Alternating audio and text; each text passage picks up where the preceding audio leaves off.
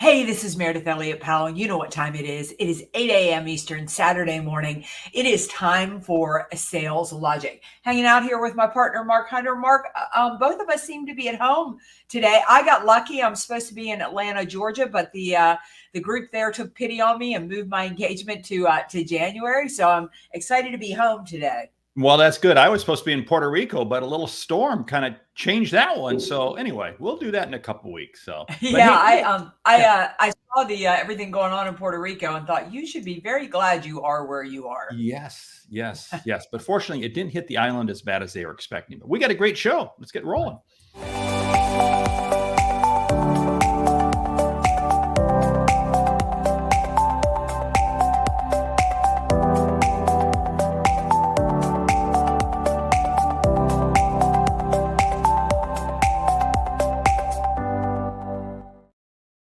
All right, welcome back to a Sales Logic Saturday morning. Now, before Mark tells you what we got on the show today, I always like to tell you how the show works. So we kick off with a question from you, the audience. Listen, we want you to be a part of Sales Logic. This show is for you. So if you have a question, simply send it to Mark, send it to me, or go to saleslogicpodcast.com, enter it there. We cover a hot topic, we recommend a book, and because we want you to get return on investment, we leave you with a lightning round. So Mark, how's our show look today? Well, show looks great. The topic is why customers go silent on salespeople. Oh, that's never happened to you. Anyway, hey, the question comes from Alana in Seattle. She asks, it's always been hard getting customers to stay engaged, but this past year, it has become harder than ever. Is it me or has something changed I'm not aware of? Hey, I put that into the Sales Logic brain and came back with a couple things, several great ideas, but one that I want to hone in on, it says you got to be demonstrating proof. You really have to demonstrate proof with case studies, references, etc. In this day and age that we're in, we're in the Yelp review, right? Google review. It seems like you don't go to any restaurant without first reading a Yelp review. So guess what? It applies to sales. What do you think? I would agree. I think that getting ghosted is becoming more and more common. And I think part of it is it's acceptable. Like it's become, used to, like, I still feel it's rude if I don't respond to somebody, but I don't feel that all people feel that way. So it's a couple of things. Number one, I think that people are overwhelmed. I think we're so busy in today's marketplace. And so I think first, don't take it personally. But I think if you don't want to get ghosted, then you need to be really asking yourself, why would this person respond to my email? Why would they respond to my phone call? Why is it of value to them? What is in the course of a day of everything people have to do, why would they prioritize talking to you? And when you can answer that question, you'll stop getting ghosted. First of all, I think we have to define the term ghosting, because if I've never talked to you and I'm trying to reach out to you and I'm emailing you, I'm messaging you, and you never respond, that's not ghosting. That's just you being smart about your time, because I, the salesperson, haven't demonstrated value. And this is key. At every step of the sales process, we have to demonstrate value and we have to be expedient with it. Because I think customers today, more than ever, are looking for fast answers. And if they can't get a fast answer, they're not going there. And this really comes up. And I got a bug. I got a really bug I got to throw out there. It's the salesperson who says, hey, we'll do a follow-up call with this. We'll do a follow-up meeting. And then they try to go for a meeting 2 weeks out. No, speed. It's got to be like today, tomorrow, fast. Because if you allow me to think about something for 2 weeks, I'm on 50 different topics. I'm not coming back to you ever, period. So how do you define ghosting? Well, I define ghosting as if I've had a conversation with you and you think there's a little bit of interest, and I try to arrange a follow-up meeting, or I send you a follow-up email and you don't respond, and you don't respond, and you don't respond. That's ghosting, because for some reason you said there was something that of interest, but then you just totally ignore me. To me, that is ghosting. And that's what happens, I think, in 90% of all sales calls. I think getting ghosted is you've had a conversation and the conversation has you've talked about business to some degree and then all of a sudden it goes dark. The person has given you positive feedback that this is going somewhere and then it goes dark. You get absolutely nothing back from them and no response from them at all. Number one, I think the most important thing to do with ghosting is not take it personally. I think 90% of the time we get ghosted, it doesn't have anything to do with us. I think what happens is we get ghosted because they were having a conversation. This is something that they want to do. And then their mother fell and broke their hip. Their biggest client came in with a big order. And all of a sudden, 3 employees quit and they need to hire 3 more employees. Like bigger priorities moved in to that arena. The problem with ghosting is that we focus on ourselves. And when we focus on ourselves, we peck at the customer until we become annoying. Okay, you know what? That was a drop the mic moment. That was brilliant because we take personal offense to getting ghosted. So we think it's us. Relax. It's not us. Something's going on with the customer. And what we have to do is we have to be far more focused on the needs of the customer and the timing of the customer. Because like you said, they could have had a personal situation. They could have had a business. Who knows? There could be any number of things happening. And what we have to understand is there's a timing that has to occur in the mind of the customer. So what does that mean? We just have to keep circling around out there, being there, but not being offended if they don't respond right away. But here's the deal. I think we can over annoy people. And you know what the over annoying is? Hey, did you see my last email? Hey, you haven't responded. Hey, you haven't done it. Whoa, bring me new value with each message. Yeah, I think that I think the thing about ghosting is that we don't have a nice way to follow up with people in understanding where they are and what is going on with them. I'll give you an example. I was just looking at my pipeline. I just pulled it up over here, and I have 5 deals that quite frankly, not a single person has gotten back on, but it's enough in my pipeline. As I was pulling it up, as I look at how I grade stuff, I believe these are 70% of the way there. I believe 70% of all 5 of these, I can't get a single one of these people to respond to me. So now I am in a sequence that is understanding where they are and then nurturing the relationship along. I love what Dave Sanderson says. He said, agree, Meridith, have you ever ghosted someone? I certainly have ghosted someone. It's not personal. They have a life also, and you don't know their backstory. So true. That is so spot on there. And I love where this is going because we all ghost people. You know, if you were to look in my CRM system, I think you'd find 20 or 30 ghosts happening. That, you know what, it's just gone cold. I can't figure out why. Can't figure. But you keep trying, and this is why it's so key that you got to remain focused on the customer. I had one of these yesterday. It was somebody that's been ghosting me. I know there's an opportunity. The VP of sales said we're going to do business with you, but it's just and I had to go out and do some research to find other things happening in their industry, other things happening in their company. And I'm planning kind of a new line of attack. Yeah. And you got to come up with a new strategy. Yeah. The other thing too is I think when you get ghosted and you worry about it, you're too vested in that client. Like I told you, I had 5 deals that I believe are 70% of the way there. But if I only had 1, I'd be in a place of panic because I really only need 2 of those to close. But I have 5 that I believe are going to go across the finish line.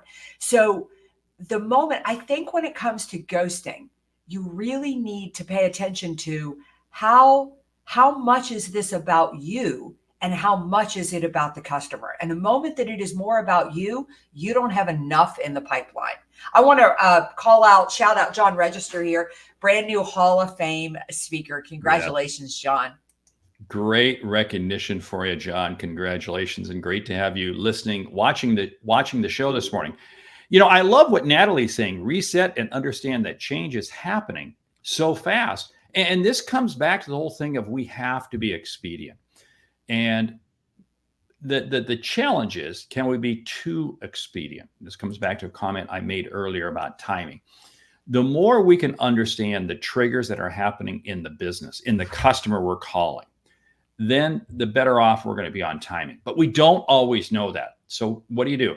You have to kind of keep putting lures in the waters. If you're fishing, you got to keep putting lures in the water, and you're going to find one. Now, if it doesn't bite, if nothing happens, that's okay. That's okay. At least you've tried. But make sure that each lure you put in the water is focused on the customer, not on you. Yeah, I love what John is asking here. Do you think there might be too much on a person's plate? Listen, I don't work with a single client that there isn't too much on their plate. And talking and responding to me is the least of their worries. It's my highest priority, but it's not their highest priority. I think the most important thing about ghosting, though, is the how. Is that it's like for yesterday, I got Wednesday, I think I got ghosted. I got ghosted on a speaking engagement I'm trying to land in March. We had an appointment. We had a meeting to talk about, for the final details to get to contract. They didn't show up. The way I reached out wasn't, hey, we had a meeting, kind of where were you? I reached out and I said, I had us down to talk at 2:00 today. Did I mess something up? Wouldn't be the first time. Just let me know when you have it on your calendar or when you want to reschedule. They emailed me right back and they said, oh my gosh, you got caught on a plane. I completely forgot about it. My fault. Let's schedule it on Tuesday. But how I reached out was I took the fault for the meeting not happening at the right time. And what that does is it allows my customer to relax and respond to me rather than get ticked off. Like, for example, if I ghosted Mark and he reaches out and he goes, Meridith, where were you? We were supposed to meet at 2:00 today. I'm immediately defensive, right? And the moment you get your prospect in defensive mode, you've lost the opportunity to reschedule it. So how you respond to ghosting really matters. Hey, that is so true. I love kind of putting in there a text of something like, hey, I know you're busy and I'm busy and it's great working with busy people. Let's just schedule a new time for this. In other words, the idea is that I elevate them because, again, people are busy. The last thing you want to do is throw the customer under the bus because if they do, they're going to ignore you. But I want to come back to this whole thing that that customer, they didn't ghost you. It wasn't like they ghosted you. They don't want to talk to you. They just got sidetracked. They got caught on a plane. There's nothing wrong with that. Life happens.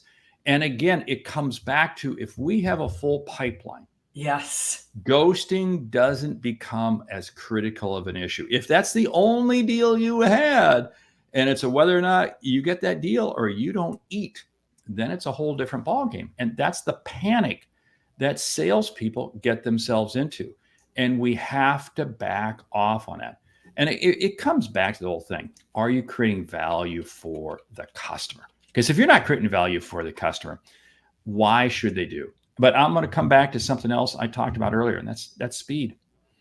Again, we have to have speed. And that means being willing to throw over to them a reference. Hey, I just worked with so-and-so, you know them, or here's kind of a brief case study, something. But demonstrating to them the credibility that they will have when they work with you. Yeah, John Register. Yeah, absolutely. Take the fall and give grace to the customer.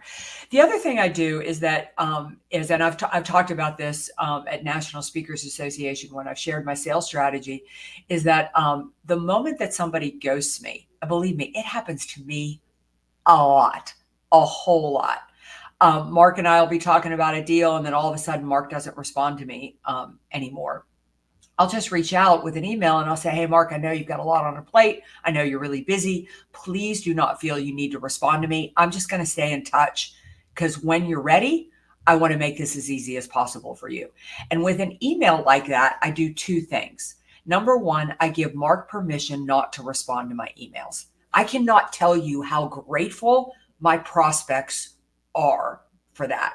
I landed my very first LinkedIn Learning contract because of an email like that. Mark knows it's, I don't know how many follow-ups you had to do to get into LinkedIn Learning, but they're crazy, insanely busy. They are so busy. It is not unusual for it to go completely dark. But the Scott Milrad was the very first person to hire me into LinkedIn Learning. And he said, do you know how many authors call me and peck at me like crazy? And he said, yours was so relaxing and so inviting because you gave me permission to manage my own schedule. The other thing I do with that is I give myself permission to continue to reach out, because if and when the customer is ready to buy, if you are not easily available, they'll move on. And so move on. I don't know how many times you've done this, but it's like, oh God, I need to buy that. What was that person's name? Like you can't remember because you hadn't talked to them in months, or you're embarrassed because you never responded to their emails. So you've got to balance this. Oh, without a doubt. I want to touch on something. I hate the Dear John, the Dear John letter, the breakup letter, right? Well, if you don't respond to me now, I'm never going to talk to you again. Da, da, da. And those are so stupid. They're so dumb. Dumb. And yet for some reason, for a few years, that was the craze. Fortunately, I think it's burning out. It's dying out, which is good. Because again, I always want to leave the permission open for me to reach out to you. Because I'm going to share with you a new insight. I'm going to share with you something of value. I'm going to share with you something of interest.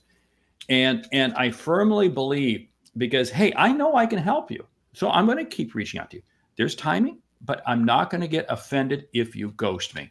And almost, for me, that kind of excites me when you ghost me, because now game on. I'm going to figure out a way to get in. Right. It's so funny you would say you think that's about over. I have had somebody in my inbox, and she has told me 3 times it's the last time she's going to contact me, and then she contacts me again. You've got to realize from the moment you interact with a prospect, with every interaction, you are telling them who you are. So I've had 2 this week that have driven me nuts. One is, I'm just going to see how much longer she tells me this is the last time she's going to contact me. And what I want our listeners to understand is she could be selling a product that's of value to me. But I am so irritated at this point that I'm not even going to let her through the door. The other one is, I keep getting an email that says, I promise I'm not trying to sell you anything. What does that tell you? They're selling you something. Exactly. The moment you say, are you just reaching out to me to be my friend? I don't think so. I think you are trying to sell me something. And I'm not offended by you trying to sell me something. I own a business. That's what we're doing. I'm exchanging value, so you give me money. So do not try to hide that you are a salesperson. Do not try to hide that you are getting an appointment. Do not try to hide it, because customers are not stupid. Just be empathetic to where the customer is, give them space, and do not be so vested in it that you push too hard.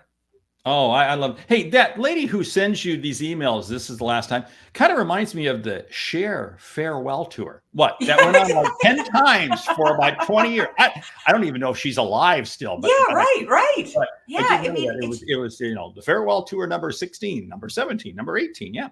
Hey, see, here's the whole thing though. You got to really question, why are you also reaching out to them? Because here's the whole thing. Do they fit your customer profile? In other words, if they don't fit the type of customer you're looking for, why are you reaching out? So you do have to kind of check yourself on that one. But that's where it comes back to this simple thing. Have I demonstrated enough value early on with you to garner interest? And please, if you have a meeting on somebody's calendar or something like that, don't just put the meeting on their calendar. What is it about? How many times have you had a meeting with somebody and you're looking at who is this person? Right. And you go no, and there's got to be a reason there for it, because again, they are going to ghost you because they have more valuable things in their day to be worried about. Yes. And the timing isn't right for them, just because you believe it's the time for them to purchase this, and you may even be right, something else is on fire for them, and you have got to balance staying in touch without being annoying, and that right balance, it getting there so that when they're ready to buy, you're there. So, in sort of recapping this, I'm thinking to myself, number one, expect ghosting and don't be offended by it. Number two, don't be so vested in it that you need it, because just because you need a deal to close in August, you don't control. That deal could close in November. It could close in 2025. Be empathetic to the customer. Be authentic in your in your communications with them, and continue to nurture that relationship along. 70% value add, 30% trying to get another meeting. Without a doubt. And remember, the reason for them to buy is not so you can make your number. Okay. Great. Well said. Mic drop. Mic drop on that one. Hey, let's get to the book. The book today. New book by our good friend Larry Levine just came out this week. Selling in a Post-Trust World. If you don't know Larry, you got to follow him. He is a genuine, authentic individual. And he really talks about how you got to be yourself and you got to connect with the person, which really dovetails perfectly with what we've been talking about this morning. Has he sent you a copy of the book yet? I have not gotten a copy of the book. So I'm so curious. Larry, send Meridith a book right now. Yeah, actually, Larry, send me a copy of the book and I'll have you on my other podcast to talk about it. I'm curious, have you gotten into it enough to know what he means by a post-trust world? Is it just that we have lost so much trust in today's world? Yes, that's what it really is anchored around. The fact that the last 4 or 5 years, because of COVID and everything else, there is a total lack of trust because of what politics, business, social media, etc. And he says, more important than ever, we have to take the time to develop the relationship. And when you develop the relationship, it has the aura of Zig Ziglar in it. I mean, it really does. If you help enough other people achieve their goals, you'll achieve your goals. So great book by Larry. And the foreword was written by our other good friend, Mike Weinberg. So anyway, pick it up. So, okay. Are you ready for the lightning round? Written by? Mike Weinberg. Yeah, I'm sorry, but who wrote the? Oh, Mike is busy writing forwards, isn't he? Mike has written about 5 forwards in the last 2 or 3 months. So anyway, hey, are you ready for the lightning round? I'm so ready. Okay, 10 ways to stay focused during tough times. Go. Number 1, get clear on what your goals are. Number 2, have an air of gratitude. Always be thankful for what you do have. Yeah. Number 3, write down everything that you're worried about and everything that you're concerned about and put it into 2 piles, what you can control and what you can't control. You stole one from me. Focus on the long term. Don't worry about today. Focus on the long term. Number 4, staying focused. Surround yourself with people who can help you stay focused. People who believe that success is possible. Okay, clearly that was number 5. So we'll go to number 6 now. So it's okay. That's okay. Hey, what? Oh, was that number 5? Sorry. No, it's okay. Don't worry about it. We're having a good time today. Anyway, yeah. Hey, number 6, focus in on a couple of your great customers. Let them and their success they're having working with you lift you up and take you to the next level. Number 7, find an accountability partner, somebody that you state clearly what you're going to be. John Register, you and I remember this, getting really, really clear on what the accountability is and being accountable to one another. Number 8, don't worry about the past. You can worry about the past and it'll bring you down into the mud. Don't worry about past memories. Create future dreams, future memories. Yeah. Number 9, every month, take some time to reflect on what you have accomplished and celebrate a little bit. Really focus on progress, not the ultimate goal. Number 10, set yourself small goals that you can achieve each day, each morning. Why? Because it's going to give you momentum. It's going to give you motivation to get you through the rest of the day, the rest of the week. Hey, and we're going to encourage you, join the Sales Logic Mastermind. Wow, we've added some new tools just in the last couple of weeks. making the Sales Logic Mastermind that much more powerful. Just jump out to Sales Logic Podcast for that. With that, we want to say thank you for listening to Sales Logic this week. If you like what you hear, subscribe, rate, and review the show on your favorite podcast app. Something we've said has earned you a single dollar. Consider telling a friend about our show, because it's how we grow when we help you grow. I'm Mark Hunter. And I'm Meridith Elliott Powell. Remember, when you sell with confidence and integrity, all of this uncertainty will suddenly become your competitive advantage. And the sale becomes logical. All right. We will see you right back here next week. Listen, if you have not checked out the Sales Logic Mastermind, go to saleslogicpodcast.com. We have an unbelievable sales engine to help you find prospect lists. We've got a powerful mastermind. We've got the Sales Logic brain. And Mark, we got an app now. So it could not be better.